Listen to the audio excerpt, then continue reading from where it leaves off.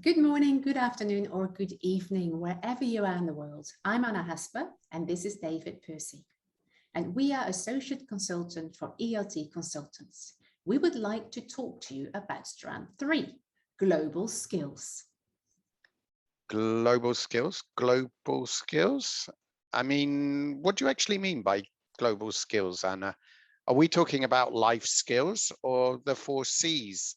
Communication, collaboration, critical thinking and creativity, or are you talking about social and emotional learning, or perhaps English itself is actually a global skill? Well, global skills has indeed a pretty broad definition, but yes, it can cover all those areas you just mentioned. Some people call it life skills, 21st century skills, soft skills, transferable skills, and also global citizenship skills. But really, what's that got to do with my job, English teaching? I'm a teacher. I teach English. So you teach grammar, vocabulary, read English stories. I assume you sing English songs, work on writing and reading in English with your children and teenagers, right? Yes, exactly. That's my job. Ah, you mean that's part of your job. What are you talking about? Aren't you an English teacher, Anna? You should know that if you're teaching a crowd of children and teenagers, you've got better things to do than worrying about global skills or sustainability. Well, I believe that English is a tool for achieving things. And whilst there's no quick fix to solve the world's problems, I do believe that we, YLELT, have a major role to play in raising awareness of problems and issues the world faces, as the UN Sustainable Development Goals highlight. And honestly, David, we need to start now. Start young. Exactly. Many children and teenagers face challenges in life. If we touch on those global issues in age-accessible ways in their English lessons, it will show them that they are not alone, but also that they can make a difference and create that change. So you're saying they can take action to protect wildlife or the oceans and seas. Those topics are always good starting points with children and teenagers, life on land and life below water. That means that children and teenagers can learn about climate change, how it affects their world, and explore what they can do to help our world heal. And surely children and teenagers should all be able to go to school, whether you are a boy or a girl, and we can show them this in the classroom by not putting girls and boys into boxes when they're young, giving them the same tasks to do, get them to work together.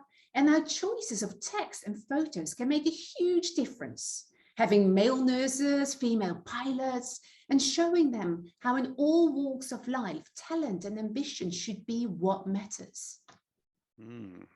Gender equality. Showing children that they can do any job they want to do in the future. Excellent.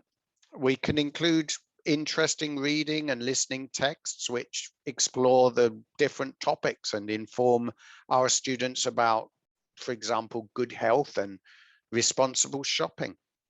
Exactly. We can use these topics as a springboard for meaningful speaking and writing tasks. And we can encourage critical and creative thinking, particularly around these topics. Indeed, and we can encourage respect and collaboration in the classroom. We can serve as role models for respect, patience, flexibility, and care. Indeed, and including these goals at a young age will be empowering. If children and teenagers are aware that, for example, clean water and education are considered to be international rights, then they will hopefully grow up with that belief. Indeed. Well, we can include these ideas in classroom activities and teach children and teenagers about discrimination, poverty, inequality. We can help them think about globalization, innovation, and cooperation.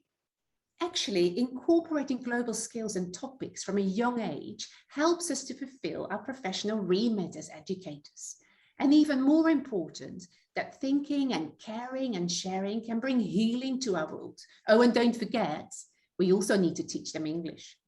I won't forget that, Anna.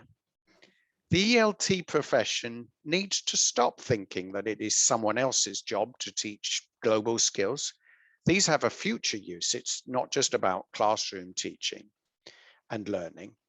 By embracing the UN Sustainable Development Goals of quality education, gender equality, and climate action in our ELT work, we can actively promote some of the global skills needed for our learners' futures. So, What are you waiting for?